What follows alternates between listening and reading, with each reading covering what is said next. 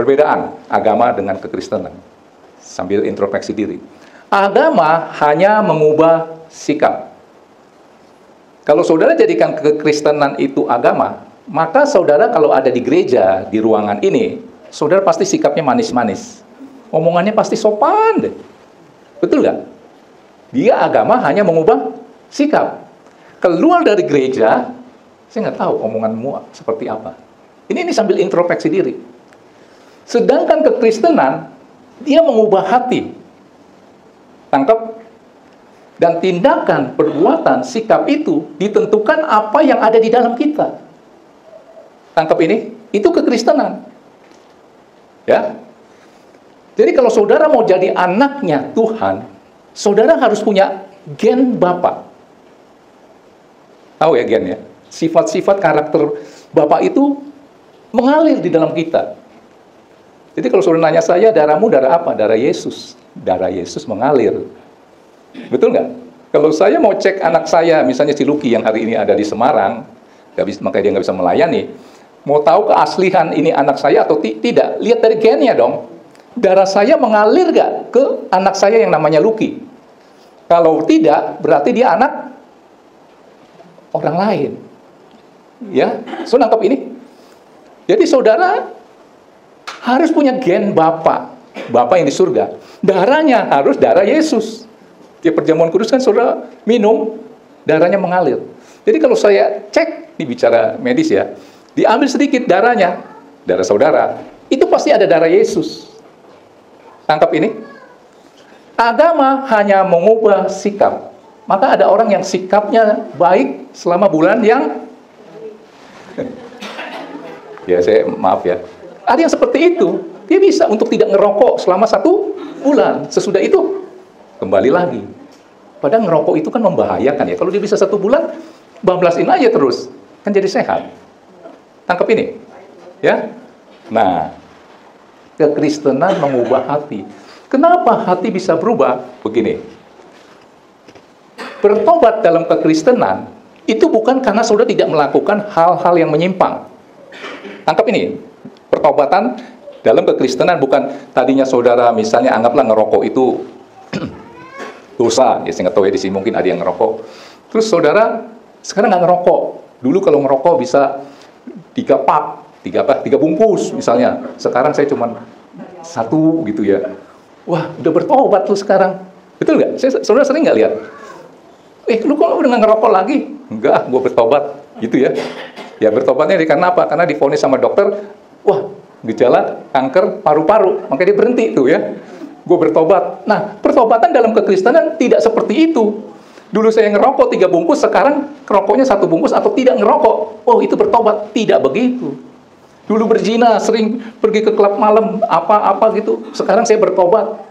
Ya mungkin dia bertobat karena kena penyakit apa, saya nggak tahu ya, penyakit kotor. Jadi dia tidak mau melakukan itu. Terus dikatakan, gue bertobat. Itu mah bukan bertobat. Apa tuh?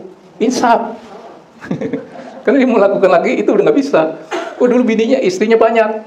Sekarang enggak ah. Kenapa? Udah bangkrut.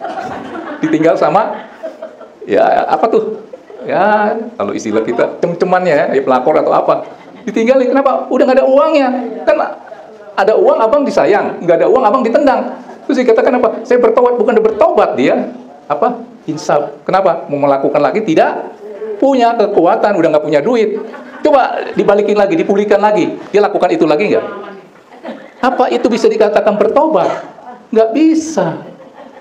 Dia tidak melakukan hal-hal itu karena ada satu hal, ngerokok. Karena udah divonis dokter, ini sakit kanker paru-paru stadium 1. Wah, dia berhenti. Wah, bertobat ya.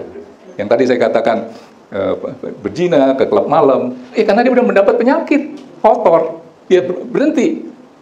Terus apalagi tadi yang ninggalin istrinya, ada pelakor atau istri muda, dia nggak bisa melakukan ini lagi. Kenapa?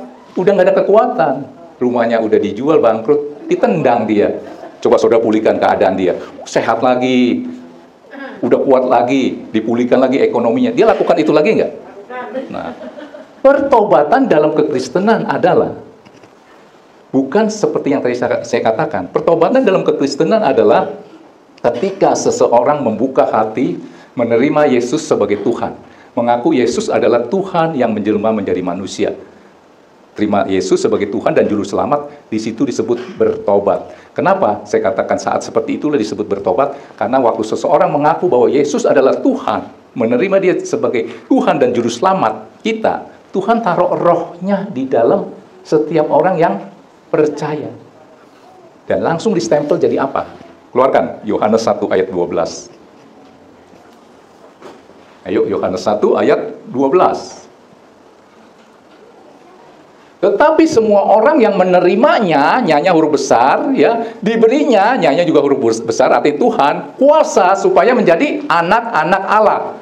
Yaitu mereka yang percaya dalam namanya, percaya bahwa Yesus adalah Tuhan yang menjelma menjadi manusia, yang sudah mengampuni saya, yang saya harusnya mati di kayu salib, Tuhan gantikan, dia tumpahkan darahnya yang kudus, hanya untuk mendapatkan saya orang berdosa jadi miliknya. Diangkat jadi dari lumpur dosa, disucikan, dibersihkan, pakai darah Yesus, diangkat menjadi anaknya, menjadi ahli waris kerajaan surga. Di situ kita disebut bertobat. Waktu kita terima Yesus sebagai Tuhan, Tuhan taruh rohnya. Nah, untuk tindakan berikutnya, mau melakukan dosa ini dan dosa itu, sekarang siapa yang di dalammu itu?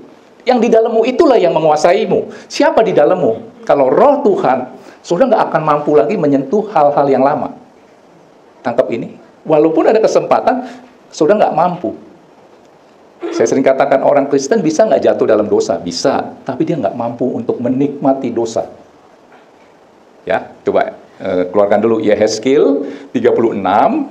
Ayo Vero, Yehezkiel 36 ayat 27. Jadi nanti saudara mau merokok, mau minum minuman keras, mau melakukan perzinahan, mau ada simpanan bini muda, itu tergantung di dalammu apa. Kalau di dalammu itu roh Tuhan, saudara nggak mampu menyentuh-nyentuh yang tadi saya katakan.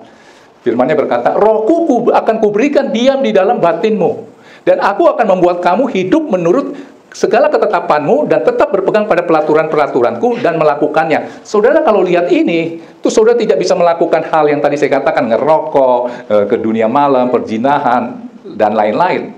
Siapa yang lakukan itu? Yang di dalam kita. Siapa di dalam kita? Roh Tuhan. Ya, itu saudara nangkep ini. Nah, saya tanya sekali lagi ya, bedanya perjanjian lama dengan perjanjian baru.